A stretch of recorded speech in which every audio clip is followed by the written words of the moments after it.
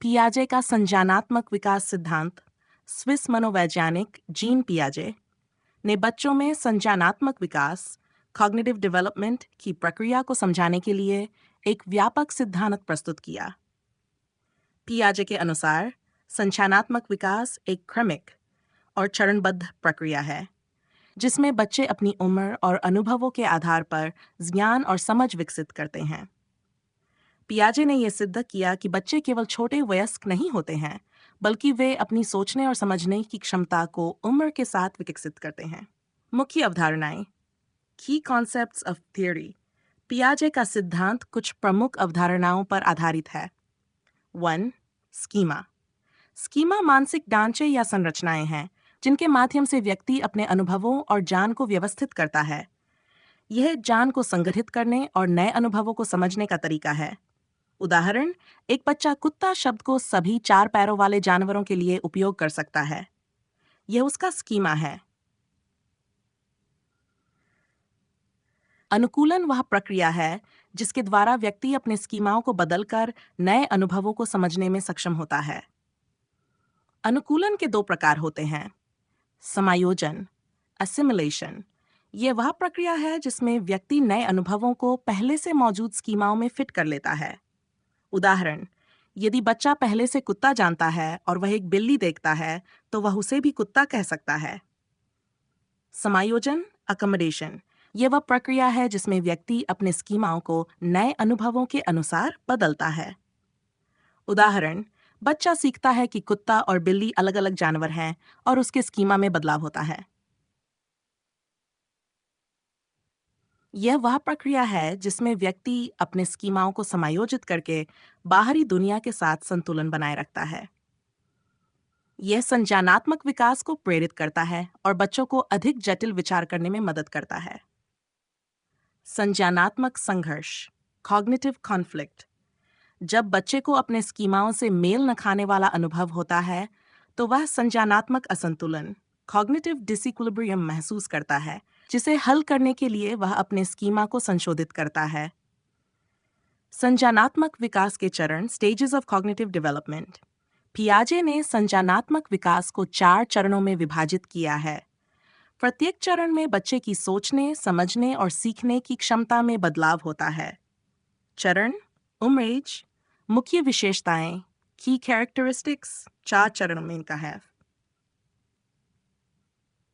1. संवेदी गतिक चरण, सेंसर स्टेज। जन्म से 2 वर्ष तक इंद्रियों और मोटर गतिविधियों के माध्यम से सीखना। 2.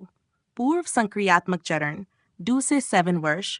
प्रतीकों का प्रयोग, भाषा का विकास, तर्क की कमी। ठोस संक्रियात्मक चरण, कॉन्क्रीट ऑपरेशनल स्टेज, 7 से 11 वर्ष। तर्कपूर्ण सोच, वस्तुओं के संरक्षण की समझ।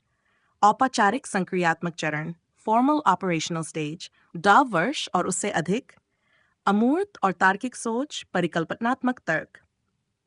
अनसंवेदी गतिक चरण, जन्म से 2 वर्ष तक।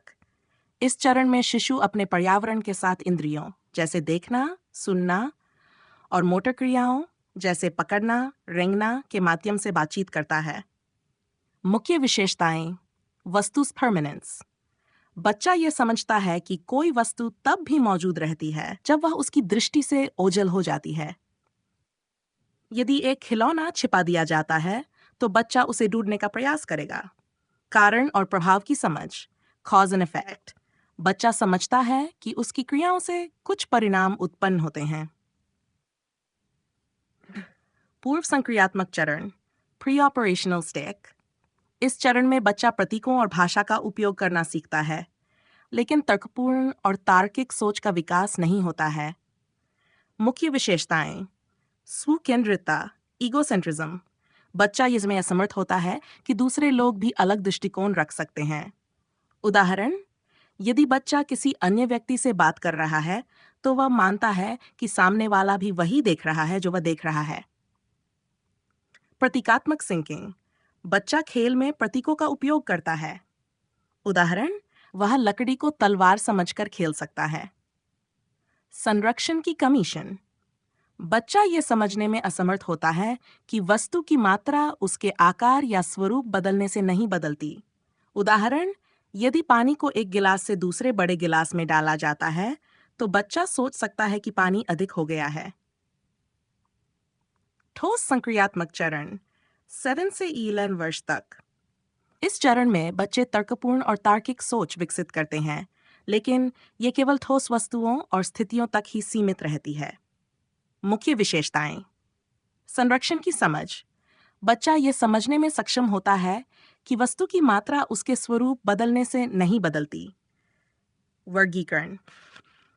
बच्चा वस्तुओं को विभिन्न श्रेणियों में वर्गीकृत कर सकता है।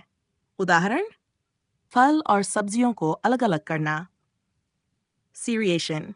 बच्चा वस्तुओं को आकार या संख्या के आधार पर क्रमबद्ध कर सकता है। बोर, औपचारिक संक्रियात्मक चरण, फॉर्मूला वर्ष और उससे अधिक। इस चरण में बच्चा अमूर्त और परिकल्पनात्मक हाइपोथेटिकल तर्क करना सीखता है। मुख्य विशेषताएं। अमूर्त सोच। बच्चा वास्तविक वस्तुओं के बिना तर्क कर सकता है। उदाहरण, गणितीय समीकरण हल करना। परिकल्पनात्मक तार्किक तर्क। बच्चा विभिन्न संभावनाओं पर विचार कर सकता है और निष्कर्ष पर पहुंच सकता है। नैतिक सोच। बच्चे नैतिक मुद्दों पर तर्क करना और निर्णय लेना सीखते हैं। निष्कर्ष। पियाजे का संज्ञानात्मक विकास सिद्धांत ये समझाने में मदद करता है कि बच्चे कैसे और क्यों विभिन्न उम्र में अलग अलग तरीके से सोचते हैं। यह सिद्धांत शिक्षा और विकासात्मक मनोविज्ञान में महत्वपूर्ण योगदान देता है, क्योंकि यह बताता है कि बच्चों की सोचने की क्षमता किस प्रकार धीरे धीरे विकसित होती है।